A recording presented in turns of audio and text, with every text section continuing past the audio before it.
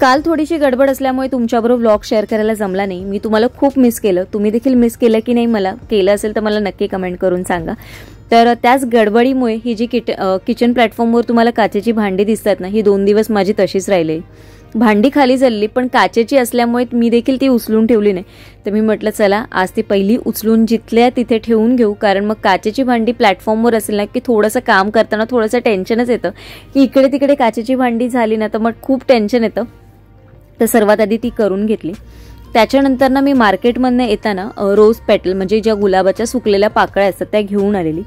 बऱ्याच वेळा मी जेव्हा माझ्याकडे जेव्हा माझं सामान भरते मटेरियल तेव्हाच मी एकदाच सगळं आणते, पण आता माझ्याकडे नव्हत्या, संपलेल्या म्हणजे थोड्याशाच उरलेल्या आणि अगदी त्याचा खाली ना थोडासा चुरा असा राहिलेला, म्हणून मग मी ना या घेऊन आलेली. आणि या मी मोजून 20 ग्राम आणलेल्या आणि 20 ग्राममध्ये तुम्ही बघू शकता कितीतरी आलेल्या. वजनाला हलक्या असल्यामुळे खूप साऱ्या येतात म्हणजे क्वांटिटीमध्ये. आणि या ना फ्रीजमध्ये वगैरे स्टोअर करायचे नाही. फ्रीजमध्ये वगैरे जर तुम्ही स्टोअर केला ना तर लवकर अजून कुरकुरीत आणि याचा ना कलर खूप उतरत जातो. त्याच्यापेक्षा तुम्ही बाहेर रूम टेम्परेचरवर याचं स्टोअर केलात ना तर त्या खूप चांगल्या राहतात, जास्त दिवस पण राहतात. आणि याचा जो कलर आहे ना तो अगदी लाईट होत नाही, कारण या जशा पाकळ्या सुकत जातात म्हणजे जशा जुन्या होत जातात तसा त्याचा कलर आहे ना थोडा अजून लाईट होत जातो. त्याच्यामुळे शक्यतो तुम्ही बाहेरच स्टोअर करा. फ्रीजमध्ये स्टोअर केलात ना त्याचा लवकर कलर म्हणजे लाईट होत जातो. तर या ज्या मी आणलेल्या ना या उद्या तुम्हाला एक रेसिपी दाखवायची आहे मला, त्याच्यासाठी मी घेऊन आलेली. आणि भरता बघितलं ना सगळं खाली सांडलेलं, तर मी म्हटलं चला जेवढ्या या भरणीत बसतील तेवढ्या भरून घेऊया आणि बाकीचं मग मी वेगळ्या डब्यात भरून ठेवते. आणि तिथूनच येता आज आंबावडी घेऊन आलेली. आंबावडीमध्ये पण ना 2 प्रकार येतात, गुळाची आणि साखरेची. तर थोडीशी काळपट दिसते ना ती गुळाची असते आणि ती खायला चवीला चांगली लागते. साखरेची असते ती तेवढी अशी चांगली लागत नाही, त्याचा टेस्टमध्ये थोडासा वेगळा असा फ्लेवर असतो. तुम्ही नोटीस केलाय की नाही मला माहिती नाही, पण जो गुळाचा असतो ना तोच चांगला असतो. मी थोडासा असा काळपट असते ना तोच नेहमी बघून घेते. आज ना मार्केटमधनं येताना मी ब्लाऊज पीस घेऊन आलेली, कारण आता मार्गशीर्ष गुरुवार चालू होत आहेत. 5 तारखेला पहिला आपला मार्गशीर्षचा गुरुवार आहे. तर त्याच्यासाठी मी म्हटलं पूजेची तयारी आपण थोडी आजपासूनच करूया. तर मी येताना सुंदर असे ब्लाऊज पीस घेऊन आलेली. आणि गुरुवारची सुरुवात पिवळ्या कलरनेच माझी म्हणजे बऱ्यापैकी मी ना पिवळ्याच कलरने करते गुरुवारच्या दिवशी सगळ्या गोष्टी. तर इथे त्याच्यासाठी ना मी असं पिवळ्या कलरचं हे ब्लाऊज पीस घेऊन आली. आणि हे जे असतात ना काठपदराचे आणि थोडेसे कॉटनमध्ये घेतले ना तर जेव्हा आपण साडी नेसवतो ना देवीला तर तेव्हा ती छान अशी बसली जाते, खूप जास्त अशी फुलून येत नाही. हा एक ऑरेंज कलरचा घेतला, कारण माझ्याकडे ऑरेंज कलरचा नव्हता. याच्या आधी तुम्ही ब्लू कलर बघितला असेल, ग्रीन कलर बघितला असेल, पिंक कलर बघितला असेल, ब्लू कलर बघितला असेल, पण ऑरेंज कलर नव्हता माझ्याकडे, म्हणून मी ऑरेंज कलर घेऊन आली. आणि त्याचबरोबर ना खणमध्ये त्यांच्याकडे रेडीमेडमध्ये ना एक ग्रीन कलरचा होता. तर हे जे पॅटर्न आहे ना हे खूप आधीपासूनचं मिळतं, पण हा जो कपडा आहे ना हा सिल्कचा कपडा आहे. हा तुम्हाला जो आपला नॉर्मल कॉटनमध्ये मिळतो ना तसा नाही, याचं मटेरियल थोडं वेगळं आहे. हे मला 60 रुपयाला आणि 50 रुपये असे मिळालेले आहेत, कारण जर आपण वस्त्र घ्यायला गेलो ना तर ते जवळपास आपल्याला 250-300 रुपयाला मिळतात. त्याच्यापेक्षा जर याच्यामधनं तुम्ही जर देवीला साडी नेसवली ना तर त्याचा आनंद पण वेगळा असतो स्वतःच्या हाताने नेसवल्याचा, आणि ते दिसायला पण खूप सुंदर अगदी प्रसन्न वातावरण होऊन जातं आणि देवीच्या चेहऱ्यावर एक वेगळं तेज येतं. नमस्कार, शुभ सकाळ. सुंदर अशा दिवसाच्या सुंदर अशा शुभेच्छा. मी प्राजक्ता आपल्या एका नवीन ब्लॉगमध्ये तुमच्या सगळ्यांचं खूप मनापासून स्वागत करते. आज आहे शुक्रवार आणि शुक्रवारची तयारी म्हणजे मील प्लॅनिंगची तयारी माझी 2 दिवस आधी चालू होते.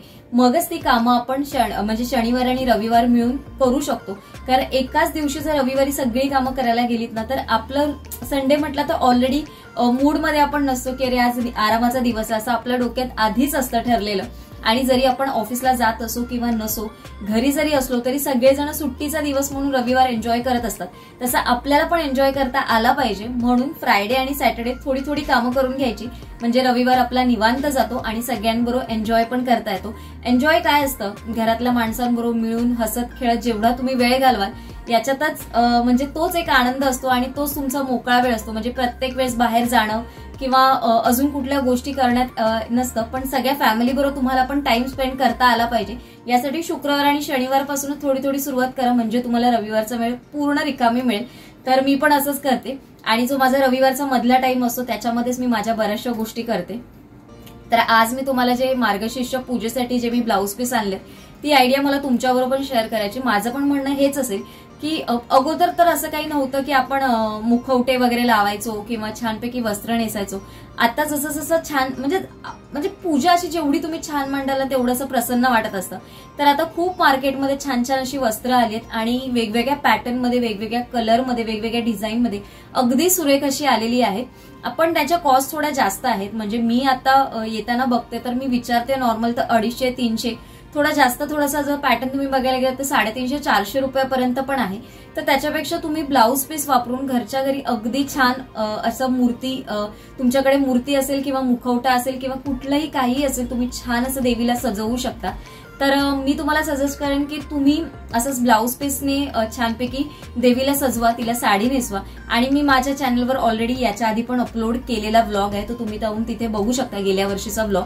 आणि या वर्षीचा पण मी प्रयत्न करेन की तुमच्याबरोबर 4 गुरुवारची पूजा शेअर करण्याचा.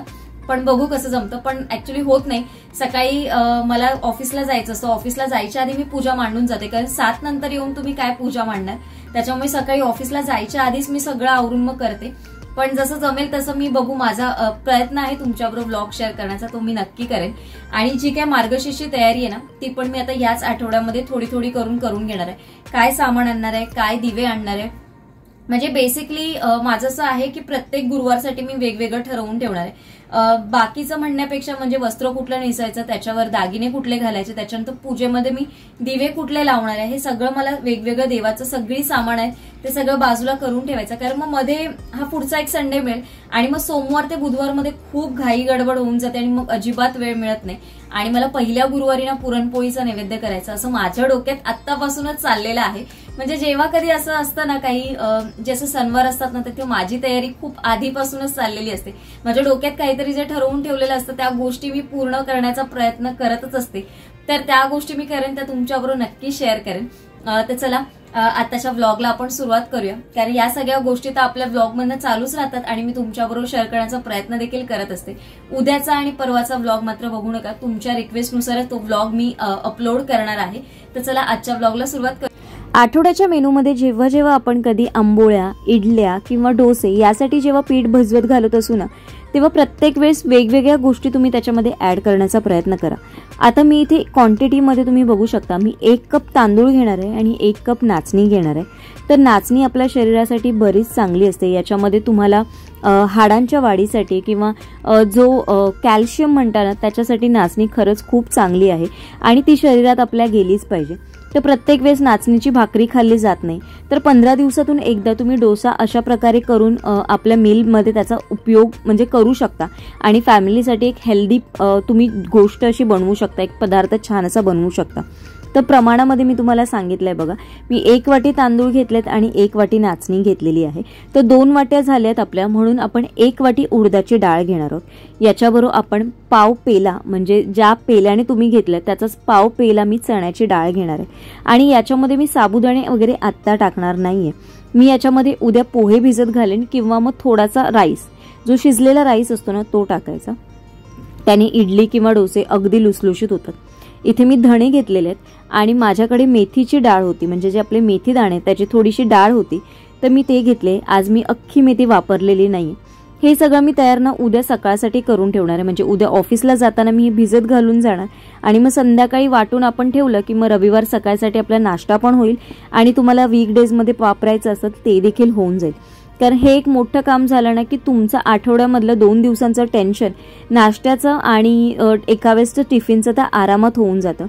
2 प्रकारची कडधान्य मी भिजत घालणार आहे आणि 2 प्रकारची कडधान्य म्हणजे जी मी गेल्या आठवड्यामध्ये किंवा त्याच्या आदलीच्या आठवड्यामध्ये मी जी वापरली नव्हती जेवणामध्ये ती घेणार आहे. इथे मी कुळीद घेतलेले, जे आपण कुळदाचं पिठी करतो ते हे कुळीद आहेत आणि त्याला छान मोड आले ना की याचं सांबार खूप छान लागतं. आणि सर्दीमध्ये किंवा थंडीमध्ये ज्यांना सर्दी वगैरे असते ना, तेव्हा याचा रस्सा करून खा. रस्सा म्हणण्यापेक्षा पातळ, जेव्हा जसं आपण मटकीची उसळ वगैरे करतो तसा पातळ रस्साचा खूप छान लागतो आणि त्याने सर्दी अगदी पटकन पळून जाते. आणि आता थंडीच्या दिवसात तर ते चांगलंच आहे. मूग घेतलायत 1 कप आणि 1 कप मटकी घेतलेली, ते पण मी ना आत्ताच रात्री भिजत घालून ठेवणार आहे. फक्त आत्ता नाही, मी रात्री झोपायच्या वेळेस त्याच्यामध्ये पाणी भिजत घालून ठेवेन. म्हणजे उद्या आपल्याला सकाळी आपण मोड काढायला ठेवले ना, तर रविवारपर्यंत छान मोड येतील, म्हणजे आपल्या फ्रीजमध्ये राहतील. उद्या आहे आपला पावभाजी करायचा विचार. म्हणजे उद्या जसं मी म्हणते सॅटर्डेला काहीतरी छान वेगळं असं करण्याचा प्रयत्न करत असते. तर मी उद्या पावभाजी ठरवलेली आहे, कारण पावभाजीचा मेनू कधीपासून पुढे ढकलला जातोय. तर म्हटलं त्याच्यासाठी पावभाजीसाठी थोडेसे बीट आणि गाजर घेतलेले. आणि मी फ्लॉवर माझ्याकडे नव्हता, म्हणजे थोडासा संपलेलाच फ्लॉवर, त्याच्यामुळे मी फ्लॉवर आता घेतलेला आहे. आणि त्याचबरोबर थोडेसे मटार पण आणले, कारण पावभाजी म्हटलं की फ्लॉवर मटार हे सगळ्या गोष्टी आल्या, कारण त्याच्याशिवाय पावभाजीची भाजी ही बनणारच नाही. म्हणून मी फ्लॉवर पण थोडा म्हणजे निवडून घेतला. म्हणजे तुम्हाला माहिती आहे जसं मी ठेवताना अख्खाच्या अख्खा कांदा मी फ्लॉवरचा कधीच ठेवत नाही. तो छान व्यवस्थित नीट करून ठेवायचा आणि अगदी काही खूप बारीक चिरून ठेवायची गरज नाहीये. मोठे मोठे तुम्ही करा, फक्त कुठे आतमध्ये कीड आहे की नाही हे बघून घ्यायचं. कारण कीड जर आतमध्ये राहिले तर मग आपला जो फ्लॉवरचा आहे पूर्णचा कांदा तो लवकर खराब होतो. त्याच्यामुळे असा ठेवून घ्यायचा. आणि माझ्याकडे जो फ्रीजमध्ये आहे ना ऑलरेडी ठेवलेला तो थोडासाच आहे. 2-3 वेळा मी तो वापरला आणि संपला. अगदी मी थोडासाच आणलेला, कारण जेवढे तुम्ही छोटे फ्लॉवर बघून आणाल ना तेवढे ते चवीला खूप चांगले असतात. आणि ते म्हणजे काय बोलतात ना त्याच्यामध्ये कीड वगैरे फार कमी असते. जेव्हा अगदी खूप मोठे मोठे फ्लॉवर येतात ना आणि आपण ते घेऊन येतो त्याच्यामध्ये कीड पण भरपूर असतात आणि त्याला ना एक उग्र असा स्मेल येतो. जेव्हा तुम्ही भाजी कराल ना तर कधी कधी त्याचा खूप असा उग्र असा स्मेल येतो. आता तसं होऊ नये म्हणून तुम्ही छोटे छोटे कांदे जर आणलात फ्लॉवरचे ना तर ते चांगले असतात. म्हणजे भाजी पण खूप अगदी छान लागते. आणि चण्याची डाळ घालून तर भाजी ना त्याची खूप सुंदर होते. तुम्ही कधी चण्याची डाळ टाकून फ्लॉवरची भाजी केली आहे का? तर केली असेल तर मला नक्की कमेंट करून सांगा. आणि गेल्या आठवड्यामध्ये मी काही सलाडमध्ये काहीच आणलेलं नव्हतं. फक्त मी कॉर्न आणलेला आणि माझ्याकडे जी काही फळं होती तेवढीच. बाकी मी गाजर बीट काकडी असं काहीच आणलेलं नव्हतं. म्हणून मी म्हटलं की थोडंसंच घेते, कारण बीट पण मला 1/2 किलो पाहिजे होते, पण मी 1/2 किलो नाही घेतलं. मी दोन्ही मिळून थोडंसं मिक्सच घेतलेलं आहे. आणि आता ना मार्केटमध्ये मटार पण खूप सुंदर यायला लागलेत आणि आता अजून थोडे थोडे स्वस्त होतील ना मग ते स्टोअर करायला सुरुवात होईल. तर जसं जसं त्याचा रेट थोडा थोडा कमी होत जाईल ना तसं तसं मग मी थोडे थोडे फ्रीजमध्ये स्टोअर करून ठेवेन. म्हणजे एक पुढचे 2-3 महिने तर आपल्याला आरामात जातात. आत्ता सध्या 100 रुपये किलोने आहे, तर मी तर अर्धा किलो आणलेले, कारण हे सगळे आपल्याला उद्या पावभाजीसाठी यूज झाले तर मग फ्रीजमध्ये काहीतरी आपला बॅकअप तयार पाहिजे. कारण मटार फ्लॉवर हे एमर्जन्सीमध्ये तुम्हीही खिचडीमध्ये वापरू शकता किंवा पुलाव करू शकता. अगदीच काही नसेल, कमी वेळ असेल तर मटारची भाजी पटकन शिजणारी असते. त्याच्यासाठी मटार हे डीप फ्रीजमध्ये असावेच, म्हणून ते मी आणून ठेवते. नसले तरी मी जेव्हा मला आठवण होईल ना संपलेत तर त्याच्या संपायच्या आधीच थोडेसे घेऊन येते. म्हणजे ते आपल्या फ्रीजमध्ये व्यवस्थित आपला जो बॅकअप प्लॅन असतो ना तो नेहमी आपल्याकडे आपण तयार ठेवावा. म्हणजे जसं आपण इतर कामांमध्ये ठेवतो तसं या जेवणाच्या बाबतीत पण आपल्याकडे थोडंसं असा प्लॅन तयार ठेवावा. आणि नेहमी जेव्हा भराल ना ते थोड्या थोड्या पाऊचमध्ये भरायचे. म्हणजे जेवढे आपल्याला गरज आहे ना तेवढंच एकच पॅकेट आपण काढलं की ते बरं होतं. आज मी तुमच्याबरोबर चटपटीत अशी झटपटीत होणारी बटाट्याच्या काचऱ्यांची भाजी दाखवते. तर इथे मी फोडणीला अगदी साधं सिंपल राई जिरं टाकलेलं आहे, थोडंसं हिंग टाकलेलं आहे आणि त्याच्यावरती आपल्या बटाट्याच्या काचऱ्या म्हणजे बटाट्याच्या खूप अगदी बारीक बारीक केलेल्या फोडी मी टाकले. हे छानपैकी परतवून घ्यायच्या, त्याला एक वाफ काढून घ्यायची आणि थोडंसं मीठ टाकायचं. हे सगळं शिजलं ना की मग आपण याच्यामध्ये मसाले टाकणार आहोत. खूप आधीपासून तुम्ही मसाला टाकू नका, कारण मग याच्यामध्ये ना मसाला अगदी जळला जातो. याच्यामध्ये थोडं बऱ्यापैकी शिजली आपली बटाटी की मग आपण याच्यामध्ये बेसिक मसाला टाकायचे. थोडीशी हळद टाका, तुमचा जो लाल मसाला असतो तो टाकायचा आहे, धणा जिरा पावडर टाका. तुमच्याकडे असेल तरी चालेल, नसेल तरी चालेल, पण थोडीशी धणा जिरा पावडर तुम्ही टाकली ना तर त्याला टेस्ट खूप सुंदर येते. बटाटे पूर्णपणे शिजल्यानंतर बघा आता मी सर्वात शेवटी टाकणार आहे. तुमच्याकडे लाल मिरची असेल तर तुम्ही लाल मिरची पावडर नुसती जरी टाकली ना तरी त्याने कलर पण छान येतो आणि टेस्ट पण खूप छान येते. आता मी इथे टाकलेला आहे मालवणी मसाला टाकलेला आहे आणि त्याच्यामध्ये थोडीशी धणा जिरा पावडर मी मिक्स जी असते ना ती टाकलेली. आता हे सगळं मिक्स करायचं. याच्यावरती शेवटी थोडीशी कोथिंबीर टाकायची. माझ्याकडे ॲक्च्युली कढीपत्ता संपलेला त्याच्यामुळे मी कढीपत्त्याची फोडणी दिली नाही, नाहीतर ही भाजी ना अजून खूप अशी टेस्टी लागते. आज मी तुमच्याबरोबर अजून एक साधी सिंपल आणि सोपी अशी रेसिपी शेअर करण्याचा प्रयत्न केलाय. आय होप ती तुम्हाला आवडेल. तर आजचा व्लॉग मी इथेच एंड करते. आय होप तुम्हाला आवडला असेल. आजचा व्लॉग स्वीट अँड सिंपल आणि जी तयारी मी करते तीच मी आज सगळी तुमच्याबरोबर शेअर करण्याचा प्रयत्न केलाय. तुम्हाला पण याच्यातनं मदत होईल अशी मी आशा करते, कारण तुमच्या पण बऱ्याच अशाच कमेंट्स असतात. आणि तर तुमची जी कमेंट येते मला की विदाऊट फ्रीज, म्हणजे बऱ्याच जणांची अशी कमेंट आहे की विदाऊट फ्रीज तू कशा सगळ्या गोष्टी स्टोअर करू शकते ते आम्हाला सांग. विदाऊट स्टोअर आपण सगळ्या गोष्टी करू शकतो, पण त्याच्यासाठी जर तुम्ही एखादा पदार्थ शिजवत असाल तर तो व्यवस्थित टेम्परेचरवर शिजवणं जाणं खूप गरजेचं आहे.